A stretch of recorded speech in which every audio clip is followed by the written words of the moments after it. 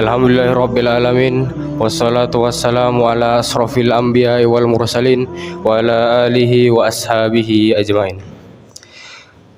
Bersyukur kita atas kehadirat Allah Subhanahu wa taala yang mana telah memberikan kita nikmat kesempatan sehingga kita dapat berjumpa di masjid ini untuk menandakan tausiah singkat. Dan yang kedua, salawat dan salam kita hadiahkan kepada Nabi besar Muhammad sallallahu alaihi wasallam. Semoga kita mendapatkan syafaatnya di yaumil kelak. Amin amin ya rabbal alamin. Pada malam ini saya akan menyampaikan sebuah tausiah singkat yang bertemakan perkembangan Islam pada zaman kejayaan. Perkembangan Islam pada zaman kejayaan terjadi sekitar tahun 750 sampai dengan 1258 Masehi. Lebih dari 500 tahun umat Islam pernah dalam masa kejayaan. Dan apa itu masa kejayaan? Masa kejayaan ialah masa di mana umat Islam mampu menguasai seluruh dunia dalam berbagai bidang, seperti bidang ekonomi, sosial, dan juga politik. Pada masa kejayaan, aktivitas kehidupan umat Islam bersumber terhadap Al-Quran dan juga hadis Rasulullah Shallallahu Alaihi Wasallam. Dan masa tersebut terjadi pada masa Daulah Abbasiyah. Masa tersebut memiliki peran yang sangat besar dalam pembentukan peradaban dan juga pengembangan pemikiran umat Islam.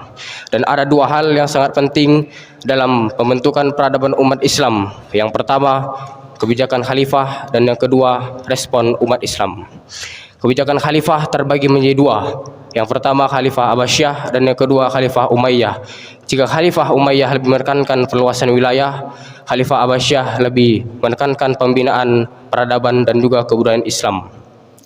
Pada masa 10 Khalifah pertama Daulah Abbasiyah, puncak kemajuan kejayaan terjadi pada masa Harun al-Rasyid.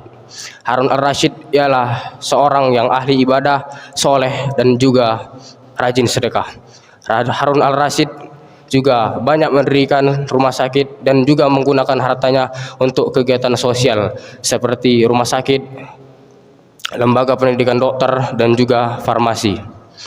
Pada masa inilah negara Islam menempatkan dirinya sebagai negara yang tak tertandingi di seluruh dunia.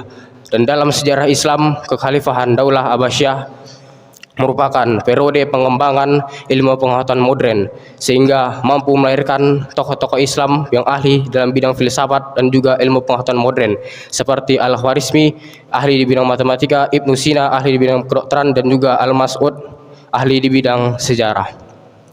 Jika kita melihat bumi Eropa, pada saat itu Eropa belum sama sekali tersentuh oleh ilmu pengetahuan modern, sehingga Khalifah Harun al-Rasyid berinisiatif untuk mengirimkan sebuah jam kepada seorang pengusaha di Eropa yang pada saat itu Eropa masih menggunakan yang namanya jam pasir. Dari situlah muncul terbit buku yang berjudul The Dark Age yang mampu mendorong zaman pencerahan di bumi Eropa.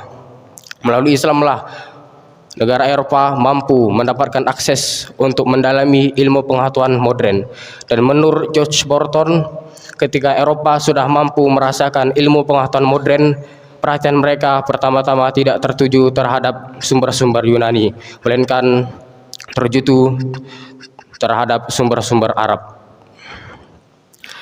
Dan hikmah yang dapat kita ambil ialah segala sesuatu yang dikerjakan secara sungguh-sungguh akan menantangkan kejayaan yang besar bagi umat Islam, sehingga umat Islam mampu merebut kembali kejayaan yang sebelumnya dipegang oleh umat Islam, sekarang dipegang oleh dunia barat.